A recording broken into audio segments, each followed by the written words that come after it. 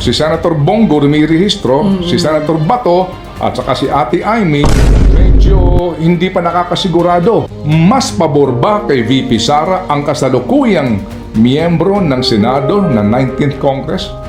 Meaning, mas ngayon, lamang ang acquittal kung ngayon pagbobotohan niya ang 19th Congress. 9 votes to acquit. Kung 20th Congress, mas hindi sigurado, mas tagilid, o mas pabor kay VP Sara. So sabihin po ng politika, bilangin po ninyo.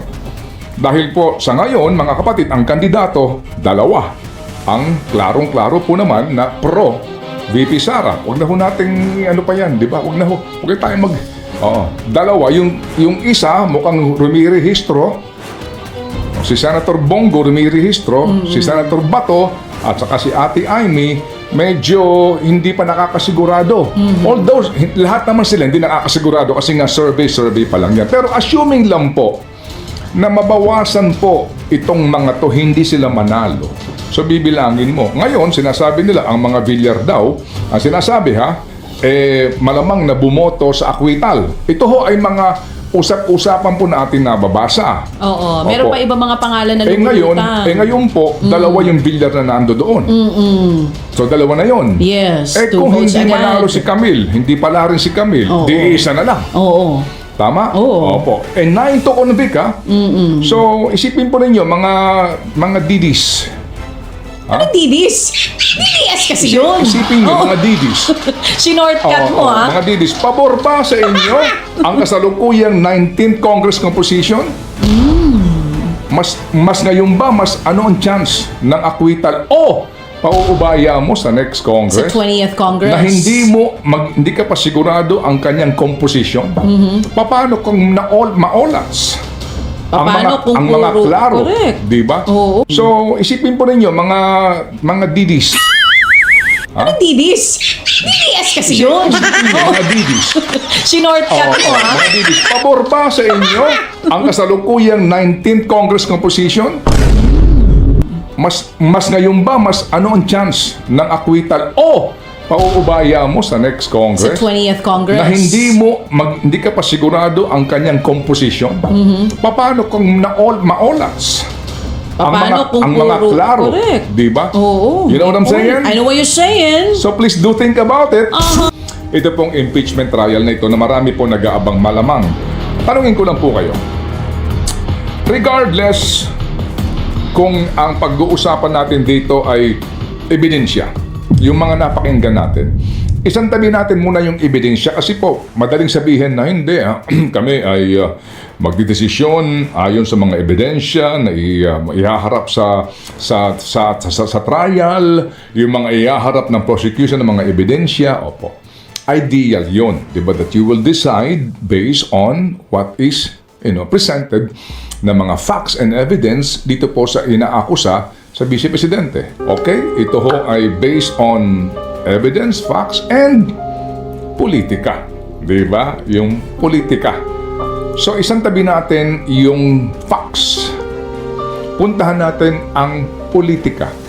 Bilangan ng kaalyado na boboto po kontra sa conviction, meaning sa acquittal po sila, at hindi na po babasahin pa man lamang o titimbangin ng ebidensya.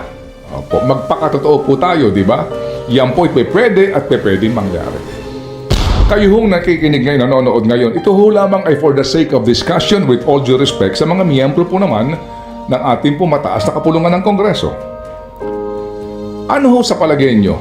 You know what I'm saying? I know what you're saying. So please do think about it. FM. Gamit-gamit ng kaunti pong kalkulasyon kung ano ang mas pabor. Ngayon, na sinasabi, huwag niyo madaliin. Oo naman, sino ba nagmamadali? Pero huwag niyo namang upuan. Mga kapatid, at ako po ngayon pala nagpapasintabi po sa ating mga kagalang-galang na mga mambabatas. Pati po doon sa mga re-electionista at sa mga hindi po re-electionista na 12. Sabi ko nga po kanina, mismo kay Senator Pimentel, alam niyo po, kapag sila nakabakasyon, may gawin man sila o wala, sila man po'y nasa abroad at enjoying the different cool environment, tuloy po ang sweldo nila. Sana huwag kayong sa akin magalit ha, totoo ho naman ito. Pati ang staff nila, tuloy-tuloy, walang bawas yan. Okay? Walang bawas yan. So ito lang po mga kapatid, bilangin po natin tong mga panahon na ito na sinasabi nga po mismo ni Senator Coco at kami po'y sumasaludo sa kanya kasi siya ayaw niya magsayang ng oras. At sabi nga niya, nung tumakbo ho sila bilang mga senador o kongresista, kasama sa sinumpaang tungkulin yung pong pagsunod sa saligang batas at ang kanilang obligasyon kasama dyan kung sakasakali na magkaroon ng impeachment. Di po ba? O sige. Opo. Nag-adjourn ang Senado, ang Kongreso, Pebrero 5. Okay? Okay, Pebrero 5. So, sa remaining days hanggang February 28, meron pong 23 days. Ang Marso, may 31 days. Ang Abril, may 30 days. Ang Mayo, may 31 days. At June 1 lang po kasi nga June to ang balik nila, that's 116 days. FM. 116 days. Okay. So June 2 hanggang June 11, 6 session days lang yan. So meron pong 3.8 months magmula nung nag-adjourn sila hanggang sa June 1. 3.8 halos 4 na buwan. Sabihin mo na meron po silang mga draft ng mga rules na ito, pero ikaw na Pilipino na nag-aambag sa sweldo at benepisyo nitong mga kagalang-galang ng mga mambabatas na ito, hindi kaya lugi rito? Tayo nagpapagal dito, di ba? Tayo po nagtatrabaho tayo dito, tayo gumigising na madaling araw. With all due respect sila mga kapatid sa loob ng, magmula po ito, Feb 6 hanggang June 1, that's 116 days. So, June 11 ang last session day. So, June 12 to July 28, mga kapatid. Yun ang bilang natin dito. That is 45 days. So, kapag binilang mo yung 116 days to 45, hanggang 45 days ng July 28, that's total of 161 days. I-divide mo yan ng 30 days. That's equivalent to 5.3 months. Kung wala mangyayari pong impeachment hearing, kasi po ang kanilang basically po, may hearing ka 6 days, hindi matatapos, sabi ng Senator Coco, di ba? Wala practically po, rules lang dyan and then a little memoranda. Pero talagang ang simulan ng bakbakan dito, July pa.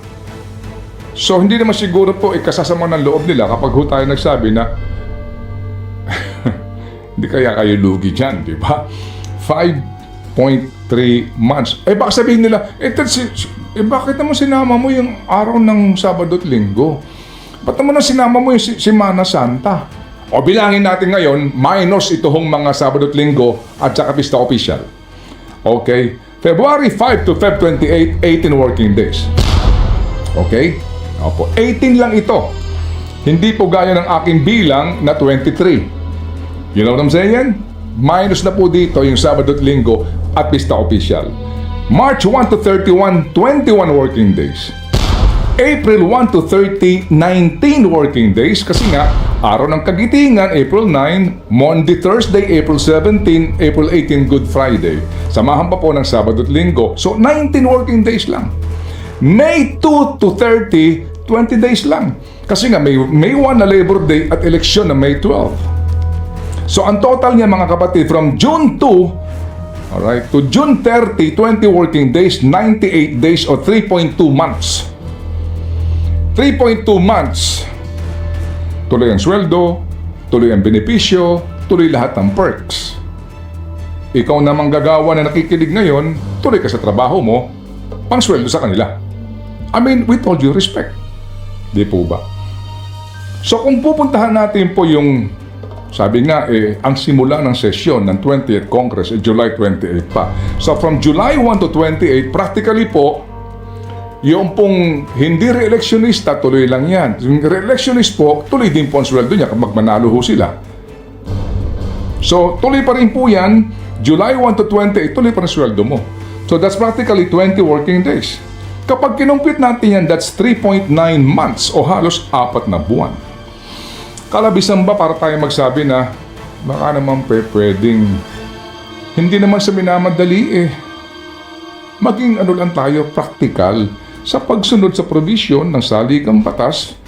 Okay? In case the verified complaint or resolution of impeachment is filed by at least 1/3 of all members of the House, the same shall constitute articles of impeachment, and trial by the Senate shall forthwith proceed.